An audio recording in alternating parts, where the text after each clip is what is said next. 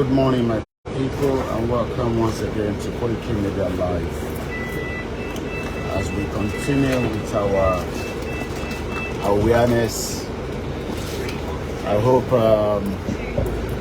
everyone is doing very well. Let's turn the camera around and let's give you a live view from London this morning, as we do all the time.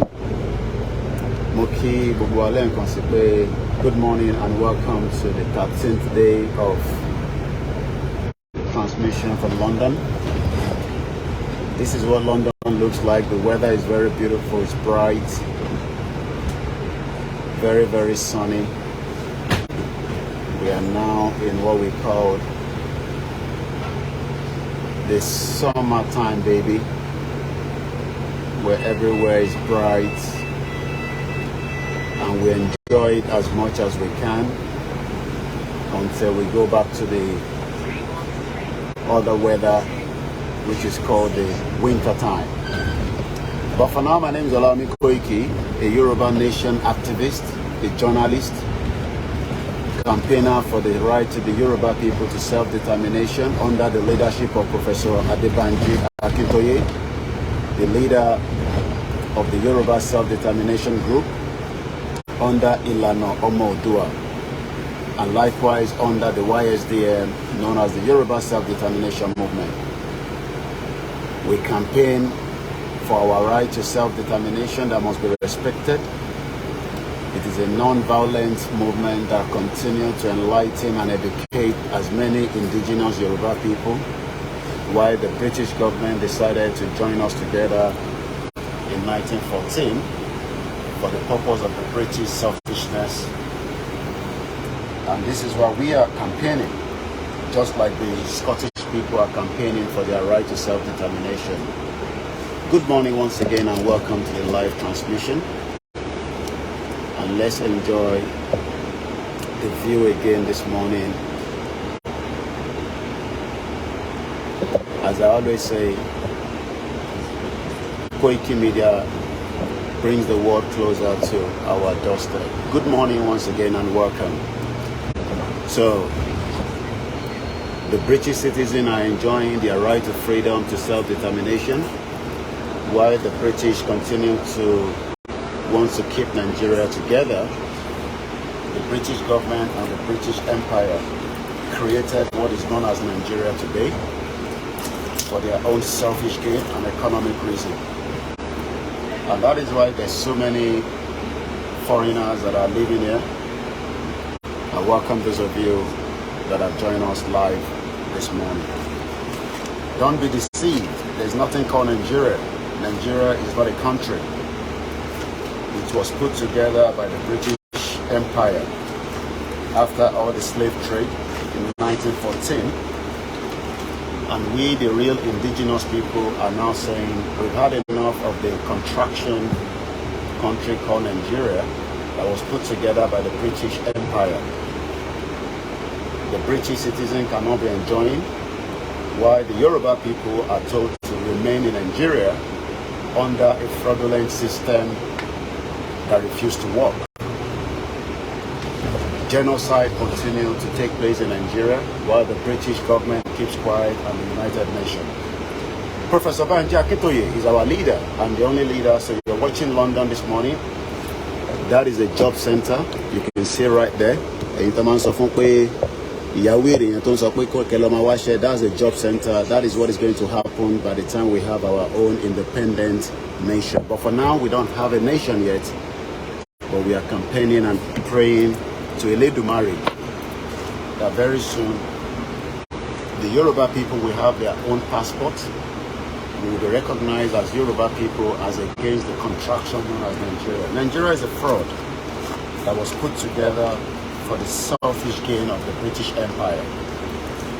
After the slave trade, by the generation that destroyed another generation, and now they are crying that why do we have so many foreigners in this country? But most of their citizens forget to remember that the British was controlling so many countries for more than 200 years. And this is the reason why we are saying this union is not working. and it must now come to an end. You're watching London Live this morning again. As you can see, beautiful, lovely, but Nigeria is backwards because the British created the mess. And this is what we are saying to those of you at home. If you listen to what the British embassy are telling you in Nigeria, it's all lies. Everybody knows that Nigeria is not working with 250 ethnic groups put together. And that is why the Scottish people want to go, the Welsh wants to go. The British were given an opportunity to have their own right to exit the European Union.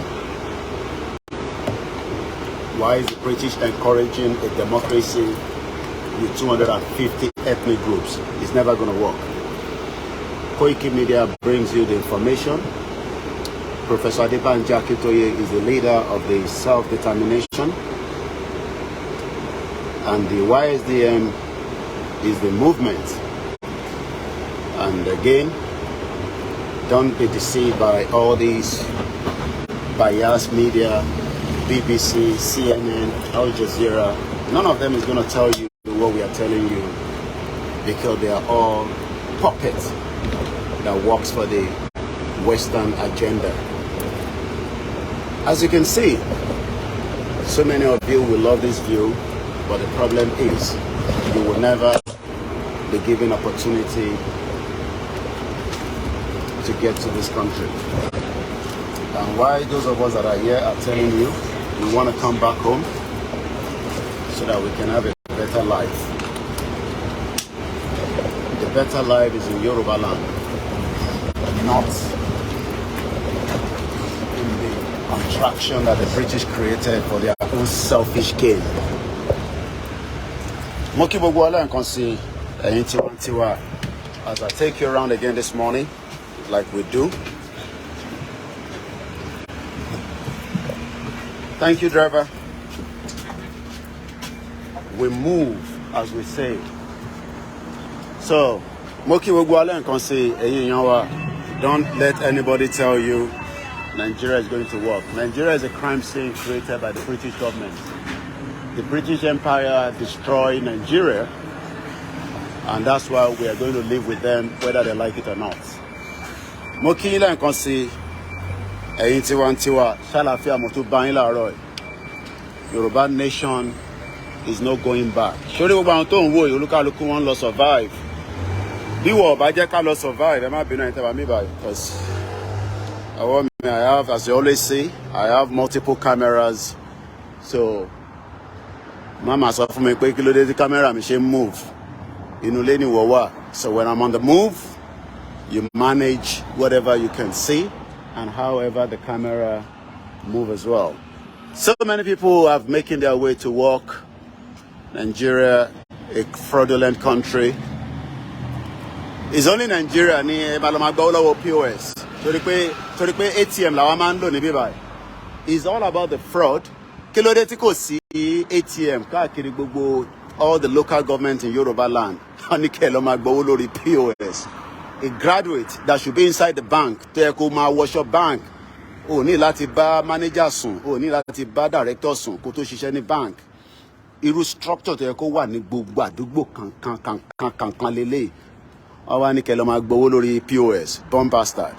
Ṣé POS ni ẹ fi máa gbowó lórí ẹ̀ forever? Ó wá sọ pé development ti dé. Níbo ni development náà ti wà?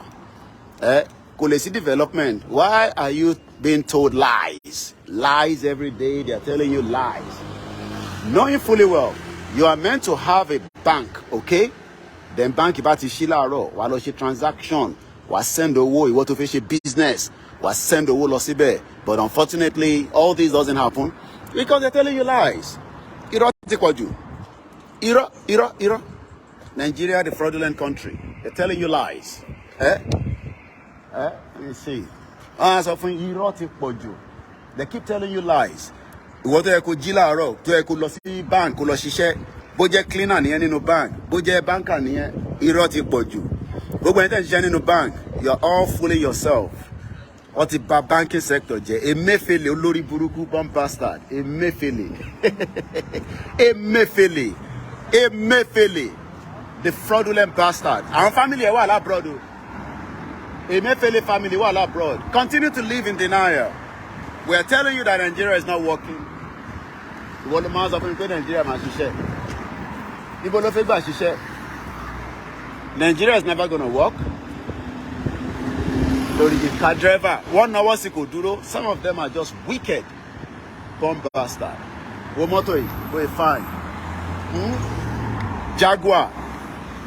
Ẹ bá fẹ́ gun Jaguar Nigeria nísìn, ẹ lọ máa ṣe ritual. Mo kí gbogbo yín jàre, mo kí gbogbo yín tá wà ní Alimosho, Alhaji mo ti rí yín. Èmi náà ni ẹ gbọ́ràn tí ẹ kó wà nínú bank, tí ẹ kó máa ṣiṣẹ́ nínú bank, ó lọ ń ṣiṣẹ́ POS. Graduate to study economics, to study banking and finance. Èwo ló ń dún lókè o. Báwo ló ṣe máa study banking and finance? Wàá lọ máa ṣiṣẹ́ ní POS. Ẹ wá ń ṣiṣẹ́, ẹ jẹ́ kí n tàn kámẹ́rà kó máa wo bí London ṣe rí. Ajá tó ń lọ yẹn bẹ́tẹ̀ Ọlọ́run.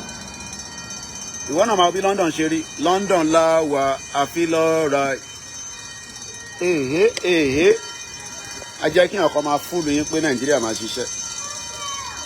Ẹ bá gbàdúrà láti ọ̀la sọ̀túnla sórí woman yẹn ó ń lọ bí iṣẹ́ ní bó ṣe wà yẹn nísìn. Sórí pé aṣọ bí iṣẹ́ ló wà lọ́rùn ẹ̀ ó ti ra kọ́fì ẹ̀. Wọ́n máa sanwó fún àwọn tó ń ta káàdì ni. So store tó ti ń ṣiṣẹ́ wà ní further down. Gbogbo bíbá lọ́mọ àwọn sábà máa olúkálukú ló ní high street tiẹ̀. Àwọn boys ń lọ sí school. Sórí wọ́n lọ sí school. Àwọn ọmọ ń lọ sí school. Àwọn ọmọ tí wọn kì í ní kọ́ lọ máa ta gúgúrú láàárọ̀ lórí burúkú country. Wá fẹ́ wá compare àwọn ọmọ yìí pẹ̀lú àwọn ọmọ tó wà ní Nàìjíríà. Àwọn tí yín tó ń ṣe fraud, àwọn ilé ìtọ́ wọn fi ṣe tán nísìn. Before you know, wọ́n máa wà lórí banking, wọ́n máa ṣe IT. Week yìí ló ń pè ní Tech Week ní UK. Ọlọ́run kò fún mi lálàáfíà, mo fẹ́ gbé jáde ní week yìí dáadáa. Week yìí, week táwa yìí ló ń pè ní Tech Week. Tó bá mọ̀ tó ń pè ní Tech Week, Technology Week ọ̀dẹ̀. Jókòó Nàìjíríà, jókòó sórí yahoo. Ṣé yahoo nìkan ló fẹ́ máa fi make owó? A ní ká develop Silicon Valley, ká ṣe gbogbo ẹ̀. Níbo ló ti rí generator nísìn, bàbá tó ń ta fóònù yẹn. Níbo ló ti rí generator níta. Adé máa gbọ́ràn sẹ́, èmi ni máa show yín ní nǹkan tí ó máa bínú lójoojúmọ́ pé kí ló dé tí ìyà wa ń jẹ wá tó tó yìí. Ọlọ́run kọ́ ló ní kí ìyà jẹ wá, ẹ má máa parọ́ mọ́ Ọlọ́run. Ọlọ́run ní kí ìyà jẹ wá, àwọn olórí burúkú politicians yìí. Àwọn ló ń jẹ́ kí ìyà máa jẹ yín. Tọ́kọ̀ gbogbo public transport. Wọ́n kò lé àwọn thugs, àwọn agbèrò, àwọn yẹn wá intimidate ayé yín. Wàá wọ mọ́tò wá máa intimidate ẹ lè gun mọ́tò tuntun, gbogbo mọ́tò yín ló ti jákulẹ̀. Nàìjíríà ló máa wọ mọ́tò tó máa fa iláṣọ ya, ìlú òṣì, bomb bastard country. Àwọn sọ pé ìlú yàn lè ṣiṣẹ́ sórí wàá wá tẹ bọ́zà aṣílẹ̀kùn fún ẹ sórí táyẹ̀ gbogbo nǹkan ló ní services olúkálukú máa ṣe lélẹ̀. Lórí àwọn èèyàn ló lọ school yẹn ní sàwọn ọmọ kéékèèké wọ́n lọ school pẹ̀lú ìyàwó á drop wọn. Ìwọ máa bú mi o, máa bú Koiki, máa bú gbogbo àwa Yorùbá world media, máa bú bàbá Akintoye, the leader of the Yorùbá. Kó máa lọ lísìn sí Dúpọ̀ ní tìrì olórí burúkú woman yẹn, bomb bastard woman yẹn. Máa lọ lísìn sí Dúpọ̀ ní tìrì o, bó ti gba country. Country kọ́ country ní. Níbo lẹ ti gba? Ẹni tó wà London mọ̀ pé Dúpọ̀ ti gba country ló ń pa. Wọ́n ní ká lọ máa fọ Ọlọ́run gba country. Ṣé Ọlọ́run ló fi ń gba country? Olòṣì olórí burúkú woman. Olòṣì woman. Ṣé Ọlọ́run ló máa fi gba country? Àbí a máa ṣe negotiation, diplomacy, awareness, campaign, protest. Mo wá àwọn protest kankan tá a ṣe sórí bí yẹn ṣe wò mí. Wá ń wò mí ṣòfé náà mi ni. Àwọn dúdú náà ni wèrè. Bí àwọn ti politician nìyẹn. Tó bá ti rí dúdú lọ́mọ máa ranjú. Bomb bastard. Èmi ni máa kọ́ gbogbo yín lọ́gbọ́n nílùú yìí. Especially ẹ̀yin diaspora tẹ́ máa ń sọ fáwọn èèyàn pé Nàìjíríà máa ṣiṣẹ́, ẹ̀yin olùṣì. Ẹ̀yin jókòó sí ìlú tó dáa. Ẹ̀ ń sọ fáwọn tó wà nílé pé Nàìjíríà máa ṣiṣẹ́. Lọ́dún wo ló fẹ́ ṣiṣẹ́? Ní ọdún wo ni Nàìjíríà fẹ́ ṣiṣẹ́? Mo kí jàre gbogbo ẹ̀yin olólùfẹ́ wa. Ẹ jẹ́ ń dá padà sójú mi mò ń bọ̀. Ẹ jẹ́ ká máa sọ fún yín pé Nàìjíríà máa ṣiṣẹ́. Nígbà wo ló fẹ́ ṣiṣẹ́? Kí ló dé tó yẹ pé bẹ́ẹ̀ ló dúró sí? Ló ṣẹlẹ̀.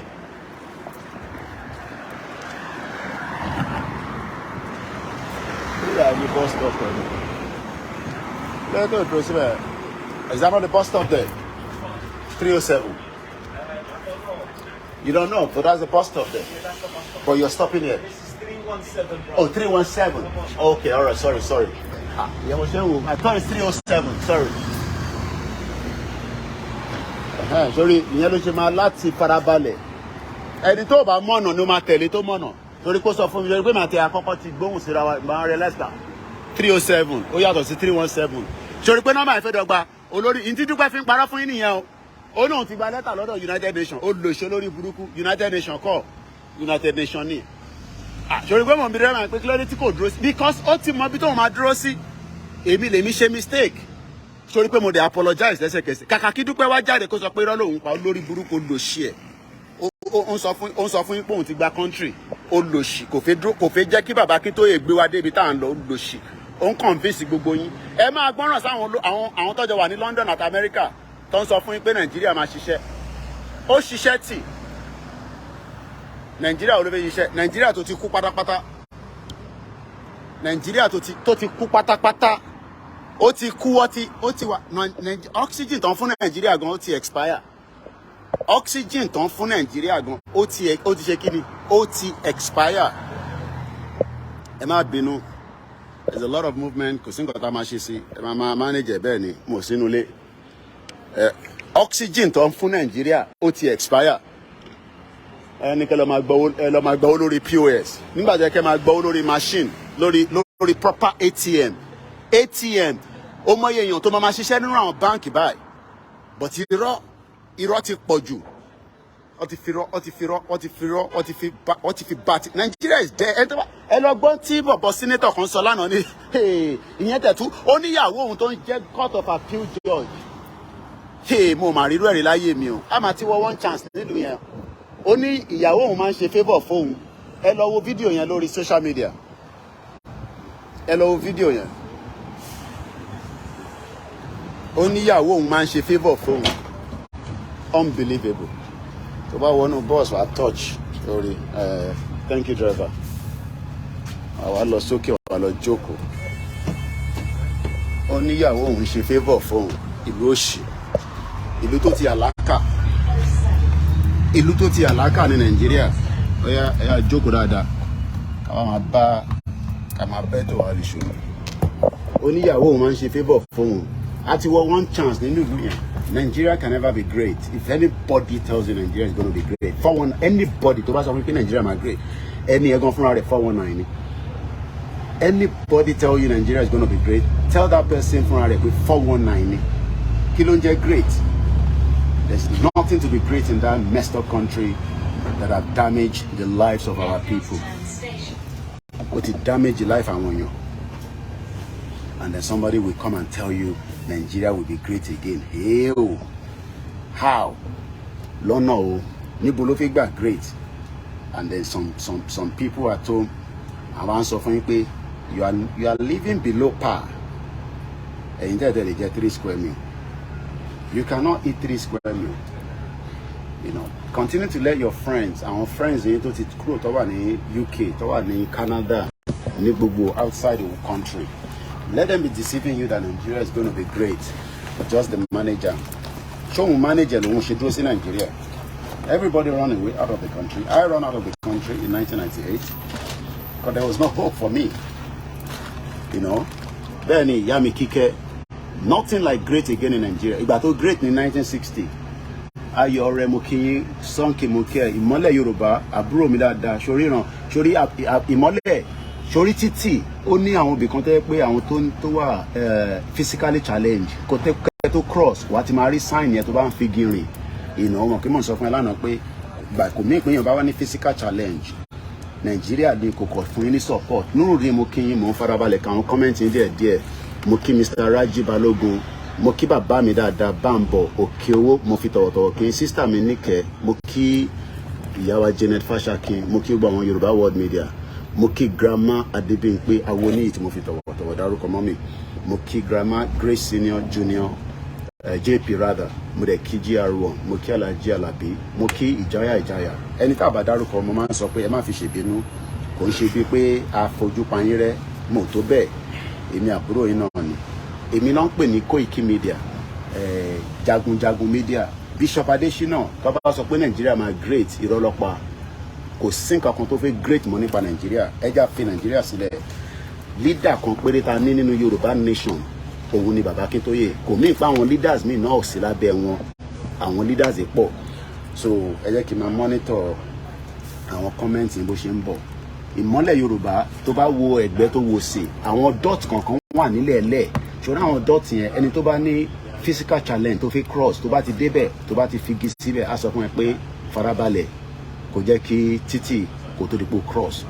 Ẹ má yẹ kí èèyàn kan fò lè yín. Èmi ni mo sọ bẹ́ẹ̀. Gbogbo ohun tí a bá ń sọ, àwọn ọ̀nṣẹ́ tó máa sọ fún yín pé báyìí ló ṣe rí, báyìí kan ló ṣe rí. Irọ́ ní Nàìjíríà, irọ́ kàbàtàkàbàtà. Adéníyì Adésànyà mo kí Olúwatóbi Tolú mo mà kí gbogbo yín. Timothy tọwọ́tọwọ́ mo fi ń dárúkọ yín, wọ̀ bí mi dákẹ́ kọ́ máa dárúkọ mọ́ yín lórí. Èmi àbúrò yín náà ni, èmi ẹ̀gbọ́n yín náà ni. Murphy Bẹ́ńkì mo kí yín. Ẹ má jẹ́ kí èèyàn kankan fúlù yín. Àníṣe ẹ̀yin náà máa wò. Ṣé kò jẹ́ ká ti develop tó yìí tó bá jẹ́ pé a ṣì wà ní regional government? Regional government ò dẹ̀ work mọ́. Full sovereignty la fẹ́. Ìyà ń jẹ àwọn èèyàn wa, ó ti pọ̀ jù. Sovereignty of the Yoruba people. Adéníyì Adésànyà, no retreat, no surrender. Ẹ má yẹ kí bàbá kan fúlù yín, ìyá kan fúlù yín tán máa sọ pé kẹ́ lọ support Dúpọ̀ Onítìrì. Irọ́ ló gbé dání. Fàbú ni, kò ní kankan lọ́wọ́. Dagboru woman ni, ó kọ̀ wá dagboru ni, born bastard woman. Ìyẹn ló ń pè ní Dúpọ̀ Onítìrì. Ẹ jẹ́ play anthem wa. Ẹ jẹ́ play anthem wa. Mo ní fún. Iṣẹ́ wà. Orílẹ̀-èdè. Kàgbéga. Kàgbéga. Kàgbéga. Ìgbàgbọ́. Láti bí ẹrú. Ká ṣiṣẹ́. Ká ṣiṣẹ́. Ká ṣiṣẹ́. Ìṣọ̀kan. Ní kẹjẹ́. Tẹ̀síwájú. African Parrot, Musaite, my brother. Thank you for your message.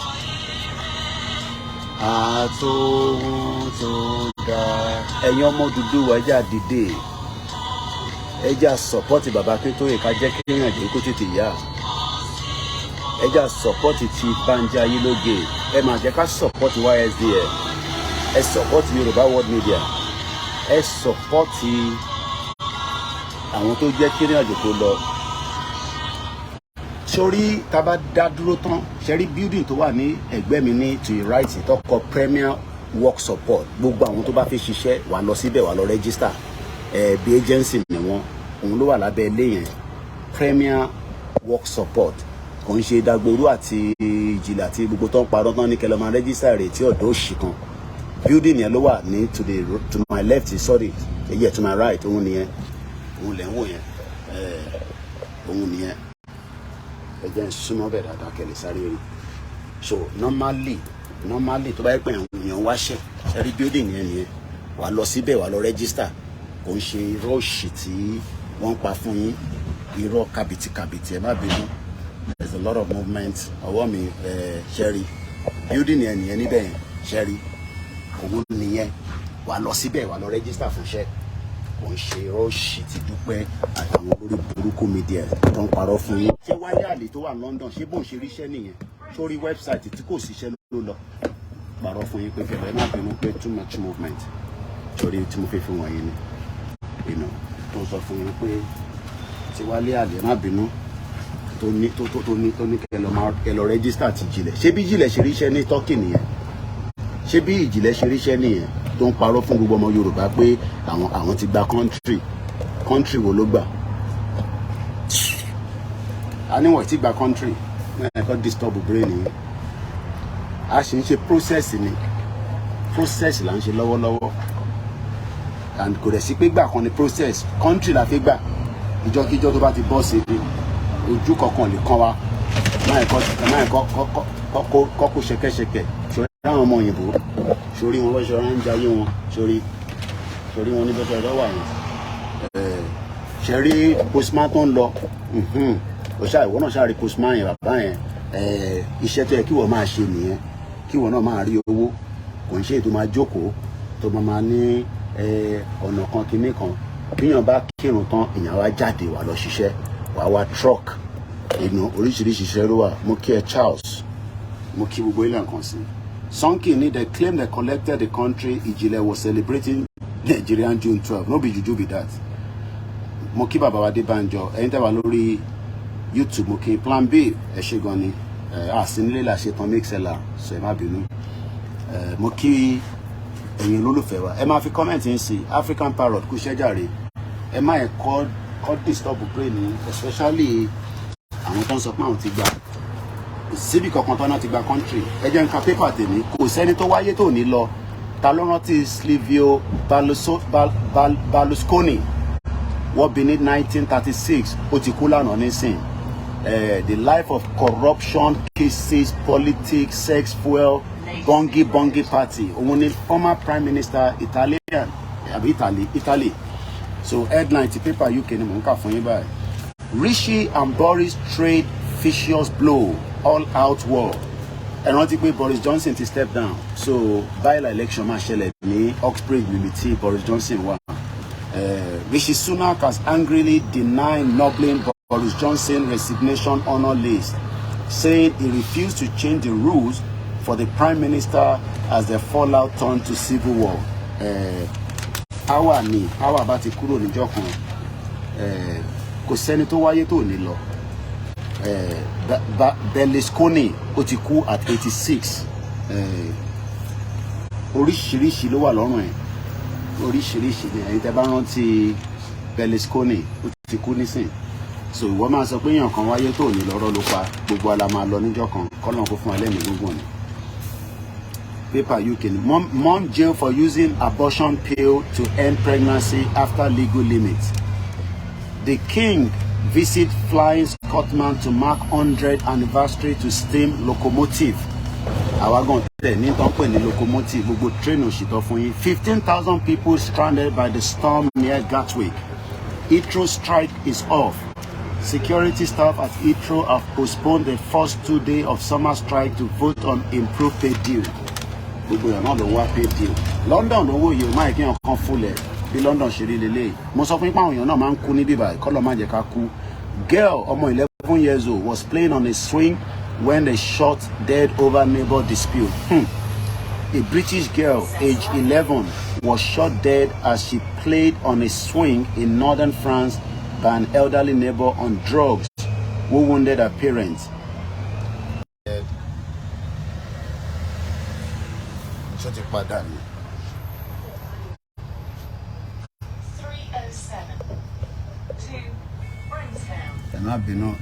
The weather is extremely hot, so only impact below broadcast. So it's affecting my phone. Weather is hot, so it won't affect the phone here. So that's what's happening. I'm going to resume my vacation myself.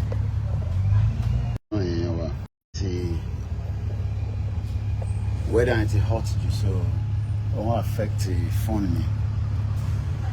It won't affect the phone. Ẹ káàárọ̀ Alájà Fatima. Ṣàlàáfíà lẹ wà mà. Weather don't affect the phone. Òun ló ń jẹ́ kó shut down. So we need to protect it from the heat a little bit. Ogbono yeruko ni. Àti wà ní summer. It's summer, baby. Àsìkò táwọn ọmọ dem máa ń jáde lélẹ̀. Wọ́n bẹ̀ má bínú. So we don't affect the broadcasting láàárọ̀. So ẹ má bínú. Same content they should see. So anyway, let me come this way. As we always say, the Yorùbá nation is not going back. Tabades of no going back, no going back. No, Abraham innocent. I just kúrò nínú abẹ́ ọ̀run yẹn díẹ̀. I just ra bọ́ sí side ìbòjì because weather ó ti hot jù. So ẹ jẹ́ ká fi inú ọ̀run yẹn sílẹ̀ díẹ̀ ká lè rí broadcast ṣe láàárọ̀. So mo fẹ́ fi London wọ̀nyí tẹ́lẹ̀ ní but weather yẹn sọ pé no weather yẹn ti hot jù. The weather is very, very hot. So don't let anybody fool you. Nigeria is not working. Kò lè ṣiṣẹ́. Kí ni ọkàn fool wa pé Nigeria máa ṣiṣẹ́. Níbo ló fẹ́ gbà ṣiṣẹ́? Ládùúgbò ló fẹ́ gbà ṣiṣẹ́. YouTube náà tẹ̀ padà. A ní Nigeria máa ṣiṣẹ́. Ọ̀nà wo ló máa gbà ṣiṣẹ́? Níbo ló fẹ́ gbà ṣiṣẹ́? Ẹ má dá wọn lóhùn student loan wo. Scam máa ní gbogbo yẹn. Owó tó fẹ́ fi ṣe student loan náà dà. Tinubu tó mọ̀ tó ń sọ. Kí ló dé tẹ́lẹ̀ yóò connect padà? Scam ní Nàìjíríà Ọlọ́run. Scam. Tó bá ń wá baba scam. Ẹ lọ sí Nàìjíríà. Òun ni scam. Scam ní Nàìjíríà. Ẹni tó bá ti mọ̀ pé scam ní Nàìjíríà, á jẹ́ pé ènìyàn tí mọ̀ bó ṣe ń lọ. Nigeria is a big scam. Olúkálùkù kan wà tó máa jẹ ni. You know, and they deceive as many Nigerians. And Nigerians are gullible people. I'm sorry. You know, you guys are gullible people because you've allowed them to deceive you that Nigeria is going to work. Everybody knows the country is not working.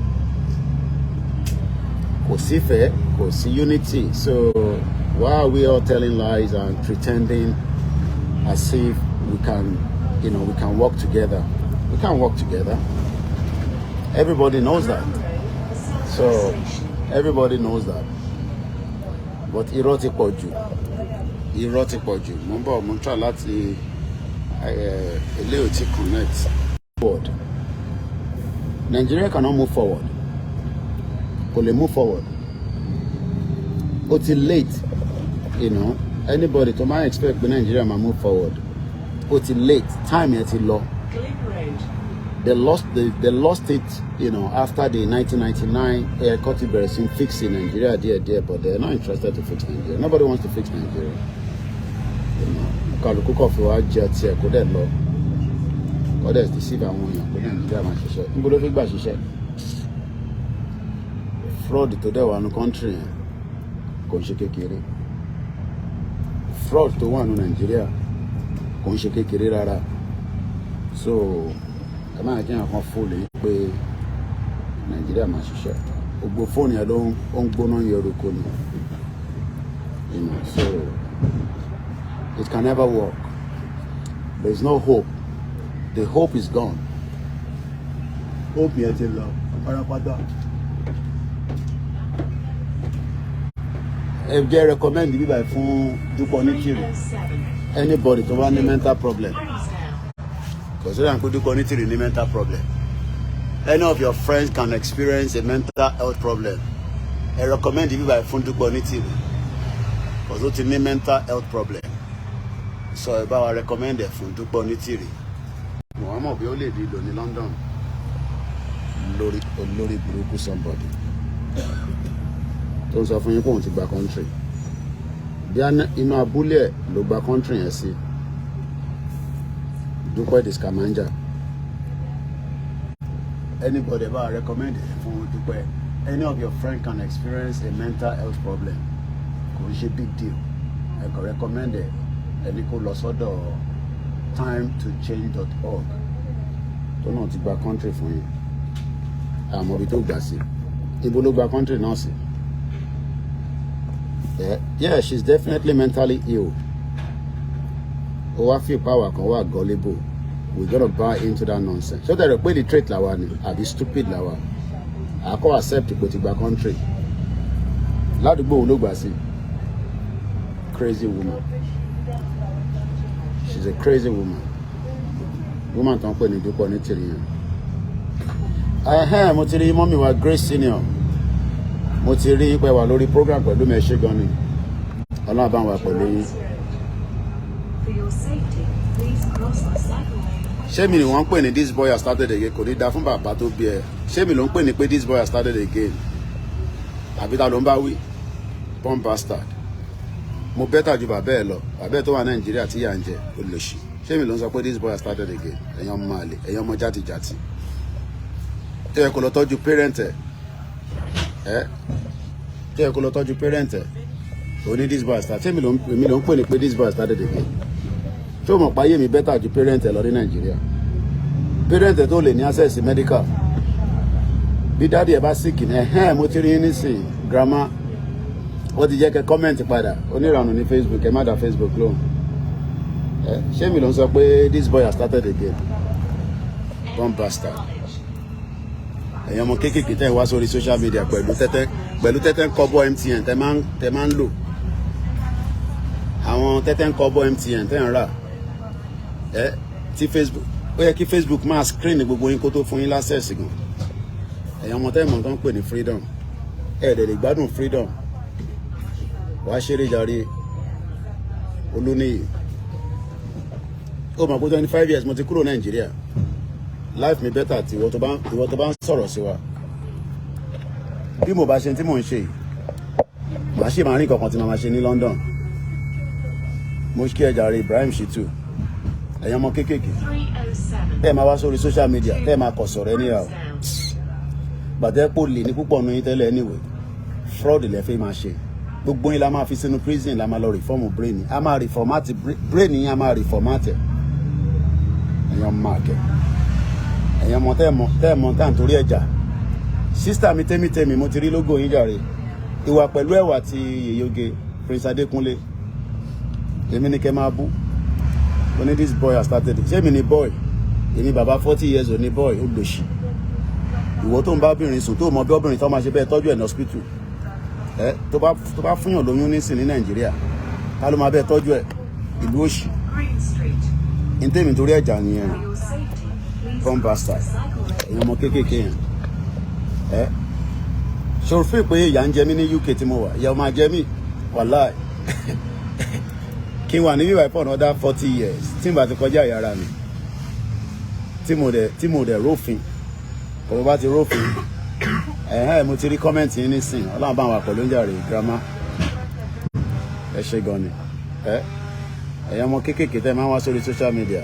Tèmi. Mo mọ̀ pé ẹ̀yin má àdúgbò tí mo wà yìí jàre. Àwọn àǹtí tó dáa. Àwọn àǹtí kan ti sá lọ, wọ́n ti tẹ̀lé yọ ní tìrì lọ. Àwọn bíi Liz Dada, ó yà mí lẹ́nu. How gullible they could be. Àwa lọ jókòó sórí iṣu ẹ kó rí bí àti jìnlẹ̀. Ẹlọ́gbọ́n ti gba country. Ẹlọ́gbọ́n ti gba country lọ́wọ́ ìjìnlẹ̀. Mọ́tẹ́ ń sọ, aláì. Ẹlẹ́yìn ti gba country lọ́wọ́ ìjìnlẹ̀. Ìjìnlẹ̀ ló ń sọ fún ìgbóhùn ti gba country. Ìjìnlẹ̀ gan kò lè kúrò ní Turkey tó wà yẹn. Ìjìnlẹ̀ gan lè kúrò nínú Turkey tó náà ti gba country fún yín. Èmi náà sọ fún yín pé àti gba country. Tá bá gba country, ẹ mọ̀ pé ti gba country. Ẹ̀yin gan máa filẹ̀, ẹ máa filẹ̀. Ẹ gba country lọ́lọ́pàá Nàìjíríà ṣe ń ná yín lẹ́gbàá. Ẹ gba country ní Tinubu ṣèjọba lọ́wọ́. Onítìrì tí mu pain mò ń bọ̀. Mo kìíní yẹn tán. A wá lọ sọ́dọ̀ ṣó ẹkú ríbà àti Ìjìnlẹ̀ Marcus. A náà ti gba country. Ọmọ Olúkà dẹ̀ ló lọ mọ́ ní tìrì wa. Ọmọ Olúkà ìwọ ló dá wàhálà sí wa lọ́rùn báyìí. Ìwọ la máa mú so. Torí ìwọ ló mọ bí tó ti rí wúmà burúkú yìí. Ọmọ Olúkà ìwọ ló lọ mú onítìrì wá fún wa. Ẹ má bínú ẹ tẹ́ wà lórí YouTube. Gbogbo ẹ ti dàgbòrú látẹ̀ǹkan. Ẹ má bínú ẹ tèmi lórí YouTube. Ọmọ Olúkà ló lọ mú onítìrì wá. Ọmọ Olúkà ló lọ mú onítìrì wá. Mr. Peter. Mọ́mí wa Ìyábọ̀ Ládípọ̀ mú kí yín. Níbo lọmọ Olúkà gan ti rí yọ onítìrì gan sẹ̀? Níbo ló ti jọ pàdé ra wọn? Tó wá hand over fẹ́mi. How can somebody like my sister Dada, Liz Dada, ó yà mí lẹ́nu. Ọ̀pọ̀ bẹ́ẹ̀ o. Ká tẹ̀ sọ pé àwọn ọkùnrin ò ní brain. Torí ọkùnrin bí ọyàn ya nítìrì lẹ máa ń rí. Bí ẹ bá ti rí ọmú ẹ̀ láti inú screen, ìyẹn ló ń dà yín lórí irú. But àwọn obìnrin wọn kọ́, kí la máa sọ sí obìnrin? Ẹ má bínú. A mọ̀ pé àwọn ọkùnrin wọn ní brain. Brain ọkùnrin gbà mí ibi fry pan ni. Fry pan ni brain ọkùnrin o. Tọkùnrin bá ti rí ọmú, gbogbo tó ń ṣe ó ti lọ pátápátá, kò lè rántí kankan mọ́. Tọkùnrin bá ti àwọn ọkùnrin tó ń tẹ̀lé yọ ní tìrì bí ọmú ẹ̀ lẹ́ ń wò ẹ̀yin wèrè ẹ ṣáà níyàwó ńlé ẹ rẹ̀ níyàwó ẹ lọ́wọ́ girlfriend kẹfì yọ ní tìrì sílẹ̀ àbọ̀múyà ní can somebody say wọ́n ti gba country sójà Nàìjíríà rẹ̀ ló ṣì operate ó ló máa ṣe ìyọrí tìrì ló máa ṣe menstruation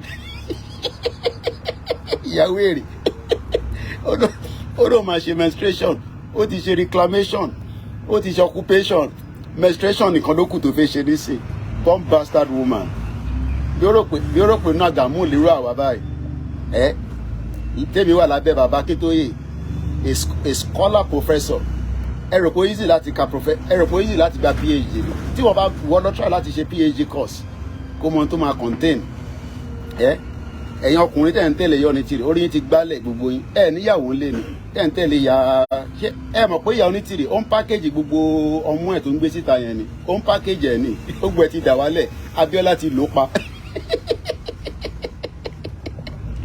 MKO Abíọ́lá ti lò pa kódà wọ́n ní pọ́mọ tó bí fún MKO gan Kọ́lá ní kó lọ ṣe DNA wa ìyàwó èrè àwọn ìyá tó ti dagboru ẹ mọ̀ pé gbà kan àwọn ìyá kan náà wà wọ́n máa ń pè wọ́n ní àwọn ìyá àsàlẹ̀ Èkó àwọn ìyá àsàlẹ̀ Èkó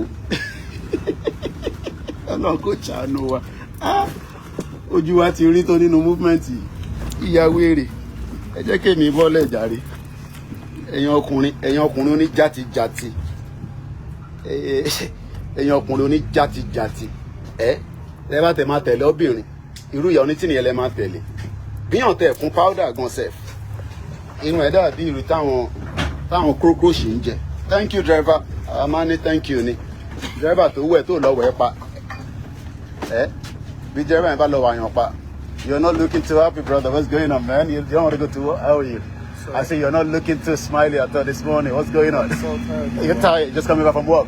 No, I'm going to work. All right then safe trip man all right ṣe gbọ́ all ṣe gbọ́ ó ní wọn wà so ta bó ń lọ bí iṣẹ́ ó ń lọ bí iṣẹ́ ìwọ jókòó sínú ilé oníyà onítìrì ti gba country fún ẹ ládùúgbò ló gbà sí ìyàwó èrè onítìrì náà ti gba country mo mọ̀ bí ọkọ̀ Michael ló gbà sí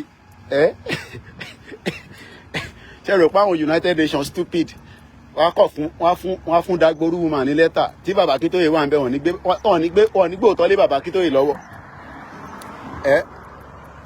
ẹ̀yin ìyá kan wá ń tẹ̀lé ẹni torí ó jọ́bìnrin ẹ̀yin máa ṣe yẹn náà ẹni torí pé ìyá onítìrí jọ́bìnrin ṣé ká convert ẹ̀ sọ́kùnrin kó di Bobrisky ni òṣìṣkì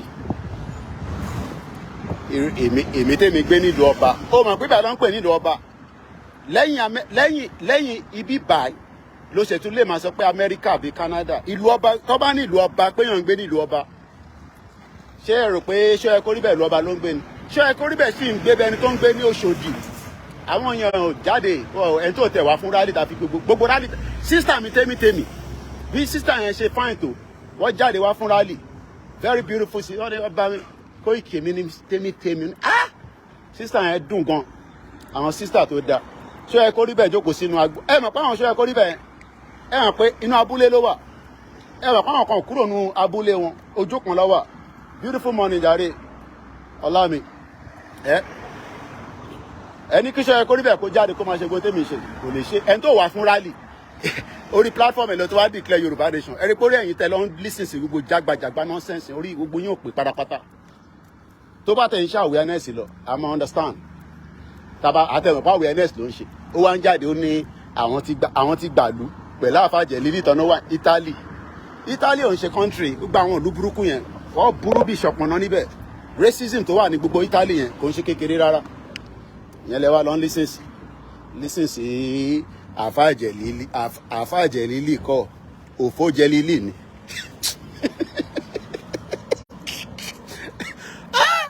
ẹ̀yin ọmọ Yorùbá ẹ jẹ́ sáré kankan fi kankan ẹ má bínú mo kàn fẹ́ fi kankan wọn ìmọ́lẹ̀ Yorùbá sórí ọmọ tó ń lọ yìí sórí tó fi ń rìn ẹ má bínú ẹ tẹ́wàá mi bá sórí tó máa fi ń rìn sórí tó fi ń rìn lọ ó ní physical challenge bó ṣe ń lọ yẹn ẹ ṣáà ń rí ẹ̀rí tó fi rọra ń rìn ìtàn sọ fún ènìyàn tẹ́wàá lé o ìyàlẹ̀ ń jẹ nílé o sórí òun ló ń lọ yẹn nísìn sórí òun ló ń lọ yẹn sórí sensor ni kinní tó wà ní nísàlẹ̀ ẹ ṣàwíwo ta lórí kinní yẹn me I talk to my people all the time you know So many of them don't know what is freedom. Yes. I tell them freedom is not something you just say. A woman is saying we got a country. We are fighting for something. But some of my people don't understand. So I have to keep showing them all the time, you know. I'm a journalist. How you doing? You're going to work? Yes. I was going to, what time do you finish? I finish like 6 o'clock. So if you're not working, do you think, how are you going to be feeling? Because my people, they go to church, they go to mosque, and they're looking for God to come and help them. Is that something you think in 10 seconds? What do you think? Because we have 60% youth in Nigeria doing fuckery. They're doing nothing. They just wake up every day and they're praying to God. I'm a Muslim, but I believe in everything. They pray, they sit down, they pray, they sit down. The government is doing fuck off. Stealing money. The problem is, you know, is God's give us task. Inside you, when He's creating you, inside you have something. Not everybody is praying. Some people praying, some people doing work, okay. Some people business, Huh. some people govern. Yeah. See, it's a different thing. Different. That's why people, they don't understand one thing. You see, if you have inside you passion. For example, you are passion, humanity. Yeah. So now you're not doing anything. No, you work. But they keep telling me I'm not working. They say this guy going around with a bag. Nah. They don't. You see? That's what they're telling me every day. They're abusing me. They're in Nigeria. They're abusing me all the time. So what are you doing now? I'm just streaming. I'm showing them things around and then educating. Live, isn't it? It's live. They can hear you, but they can't see you. Okay. All right, brother. All Take right. care. All the best. Egbo. Jẹ́ kó máa parọ́ fún ẹsẹ̀.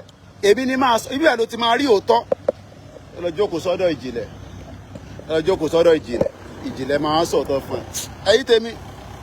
Èmi bá tèmi lọ nìyẹn. Mo kí grandma Adelani. Mo máa kí ó gbẹ̀yìn ìyá wa dáadáa. Ayakọ́ máa. Bèbí tó ń lọ yẹn ó ń fi ọ̀pá rìn ni ọ̀pá yẹn wà sẹ́ńsọ̀ dáadáa tó ó ti lọ wọ train nísìn ẹ kọ́ máa fúlù yín pé àwọn sọ fún yín pé àìtí gba country a sì ń ṣe process ni jẹ́ kíyàn kan máa sọ fún yín pé òun ti gba country fún yín níbo ló gbà sí ọ̀nà wo ló gbà sí àdúgbò wo ló gbà sí. A ní kẹ́ ṣe sùúrù Yorùbá nation náà ni.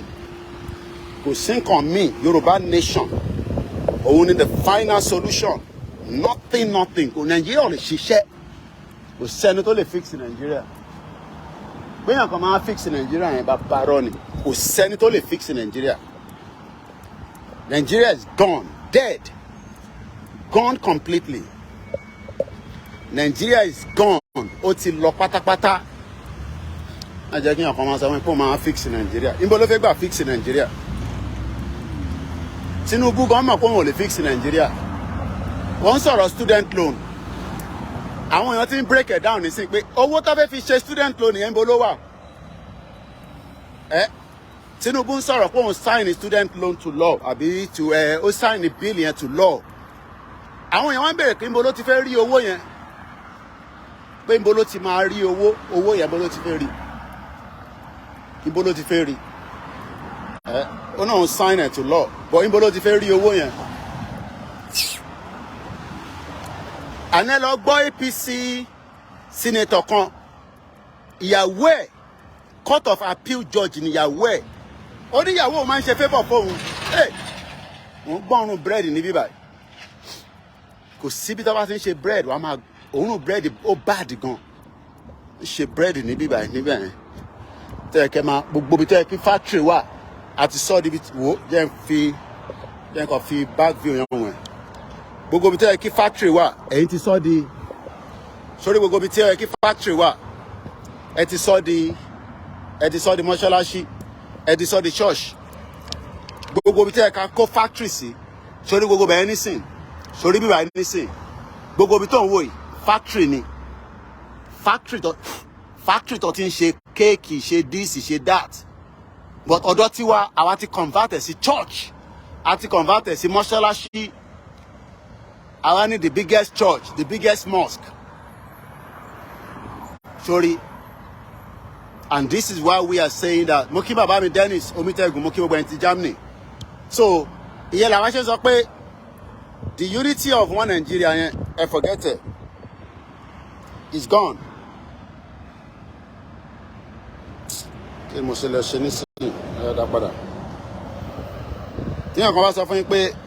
Unity of Nigeria. Níbo ló fẹ́ unity sí? Kò sí unity kankan mọ́ láàrin gbogbo wa. A nífẹ̀ẹ́ ara wa. A kàn tanra wa ni. Kò sífẹ̀ẹ́ kankan láàrin gbogbo wa.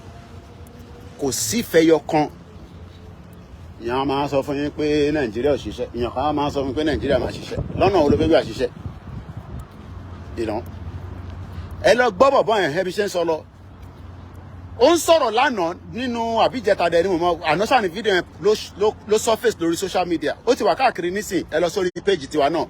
A kò lè post ẹ̀ sórí YouTube ni because channels ló ní fídíò yẹn. Ó ní ìyàwó òun tó jẹ́ court of appeal judge ó máa ń ṣe favour fóun. Ọlọ́run ọba o. Ní Ahmed Lawan ní bàbá ìṣègùn ṣe pé ó ti mu kòrókòrò. In tó ń sọ ìkọlù ẹ̀kọ́ máa sọ ní bíbá yìí o. Ìyẹn tètè ya shut it down. Elédùmarè ṣíjú àánú ẹ̀wọ̀ àwọn ọmọ Yorùbá ń lé o. Àti wà ní one chance. Gbogbo bíbá búrẹ́dì ọ̀run ni. Kí ló dé? Damn. Factory ńlá tó ti ń ṣe bread. Ẹ ń fi truck ń wọ̀n ẹ̀. Ìwọ tó wà Nàìjíríà. Tá a bá ní system tó ń ṣiṣẹ́ wo truck yìí. Ǹjẹ́ ń tán kámẹ́rà yẹn. Ẹ má bínú tí bá ti wà níta. Movement yẹn máa pọ̀ ni. Ilé lẹ́yìn ẹ má wọ̀. Sórí truck yẹn bó ṣe rí. Ẹ jẹ́ ń gbé wá sí bíbá iná kẹ́yìn náà rí. Sórí truck yẹn. Sórí bó ṣe rí. Sórí truck yẹn bó ṣe rí. Tó bá wá ṣe gbogbo tó ń ṣe tán nínú factory wá load ẹ̀. This is about 40 foot. Wá load ẹ̀. Tó bá wá load ẹ̀ tán. Ó yẹ nísìn. Wá load ẹ̀. Wọ́n bí driver truck yìí kó driver tí kò ní gbogbo tí ẹ kó ní lára. Wọ́n tí bí bàbá ẹ̀dá ni mo sọ ní UK. Akọ́ gbé truck wá máa wá káàkiri ọlọ́pàá wọn yàn. Sórí bó ṣe rí. Industrial area ní gbogbo bíbá. Sórí bí truck yẹn ṣe rí. Sórí bí truck yẹn bó ṣe rí 40 foot ni. So ìwọ tó ń bú mi nílé Emeka Eyamo Biafra, good morning. They abuse us. Emma Abu Simon Ekpa wey dey Finland. They try look for a better life for Biafra people. They curse them every day. Olushi people, Onyara people. Ẹ̀yin ọmọ dọ́ọ̀sì yẹn. Àwọn dọ́ọ̀sì yẹn like àwọn autopilot. Àwọn saboteur àwọn nìyẹn. They don't want to follow instruction of Simon Ekpa. And I keep telling you, what Nnamdi Kanu told us is Simon Ekpa. He never even mentioned anybody called DOS. And it's not one meeting we had with Nnamdi Kanu. God will give Nnamdi Kanu, he will come out, and you can go and ask him that did you have meeting with Olayomi Koiki and Dr. Chief Sunday Igboho with Simon Ekpa? He will say yes. I don't want to go into all the details. And some of them will be asking me, do you still think that what Simon Ekpa is doing, Nnamdi Kanu will be happy with all Loshi people? Onyara, bomb bastard. Simon Ekpa is not only the spokesman anymore, he's now the government in exile, the prime minister. Go and listen to him. I do for another truck one. This is another one. This is another set again. Continue to be abusing Simon Ekpa and Koiki, all Loshi people. You don't want to listen to us. Especially you Biafra people where they followed us. And the one we don't go follow Peter Obi Olushi. You see? You see the truck? Can you see it? Can you see all this truck? This is the kind of truck that should be doing business with Biafra and Yoruba nation, where we will be transporting goods. The one where we know if you do, Biafra nation go do them, we go buy them, we go do the same thing. You see them? You see the trucks? Can you see it? Can you see all the trucks with the driver? How you doing, brother? You okay? You're tired? Very. When are you going to move? Where are you traveling to from here now? Where are you going to be traveling to? Manchester? Where are you going from here? You don't know yet. You're just waiting for instruction. But you might draw for instruction and you lushi. Autopilot. They listen to Simon Ekpa. But the Olori Buruku people who call they said DOS. They don't want to listen to Simon Ekpa. They fight Simon Ekpa all the time. You see the truck? Continue to abuse us. Now, here you will get sense.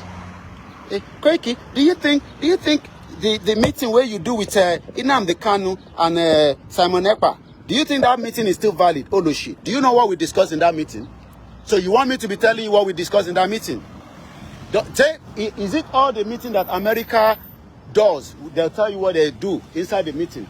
Is it all the meeting we do with Joe Biden and Rishi Sunak? They will tell the people. The only thing you need to know is we had a meeting between the YORՈBÁs and Simon Ekpa and Nnamdi Kanu before he was arrested. Not one, not twice. I was in that meeting. That's all you need to know. So you want me to be giving you all the breakdown of the meeting? Go and listen to Simon Ekpa. Even Nnamdi Kanu says so. Go and listen to Simon Ekpa. Lushi people, especially those people from the doors. You know, they sold the guy out. And what about Nnamdi Kanu? Nnamdi Kanu should never have been captured by Buhari or Lori Buruku, bomb bastard Buhari. They actually sold him out. Nnamdi Kanu has been going quietly, you know, to whatever he wanted to do until they sold him out. For peanuts, they sold their brother out. And they now went and followed Lushi Peter Obi, bomb bastard Peter Obi. You know, go get there. If you like, go to court. Tinubu will make sure that, look, I'm not supporting Tinubu, but Tinubu, if you like, let the court say anything. Nothing will change. Not that we are supporting Tinubu. It's just a fact. So, whether you like it or not, now me go teach every one of you sense. You will get sense by fire, by force. You go get sense. You go get sense. Go and listen to Simon Ekpa. Lushi people. Instead of you to go and listen to Simon Ekpa, you don't want to listen to Simon Ekpa.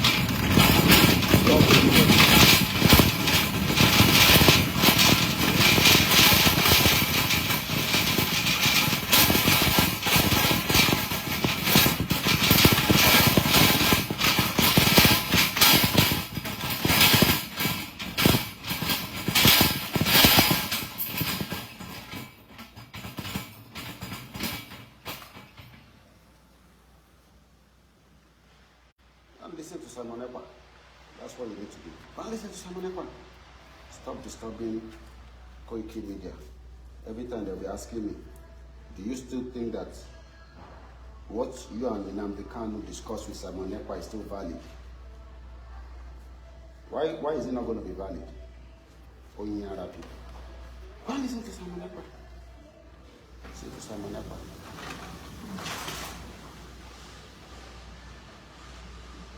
Listen to Simon Ekpa. That's the person you need to go and listen to, instead of it to be disturbing the peace of the social media. Simon Ekpa is your government in exile. Sorry. Instead of it to go and listen to Simon Ekpa, you are disturbing. Come on, what's more? I think I have to. Okay,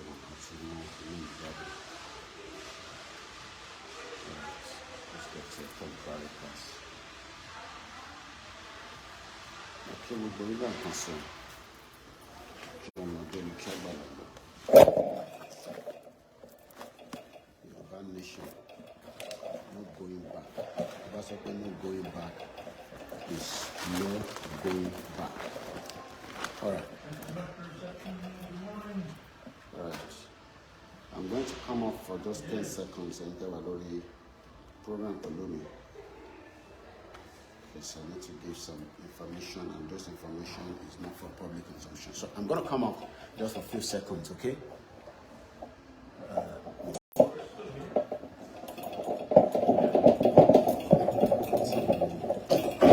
Because I've forgotten that.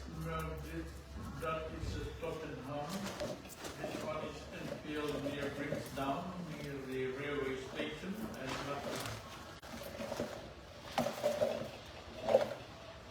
then 406.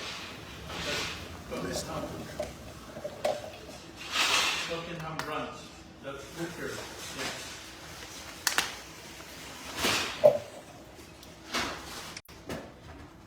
Hey, David.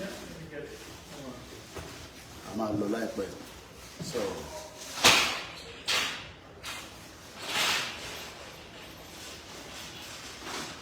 goes very far.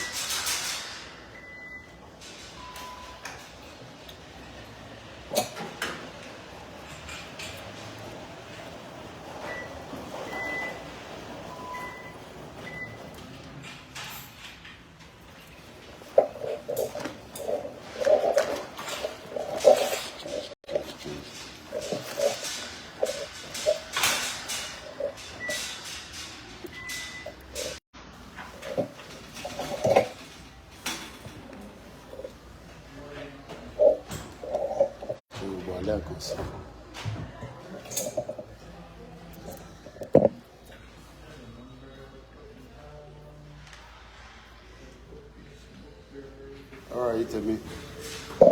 I'll catch up later. So we'll be back at Star Radio later on. Have a very good morning. I'll put the Lori Star Radio later. Bye for now.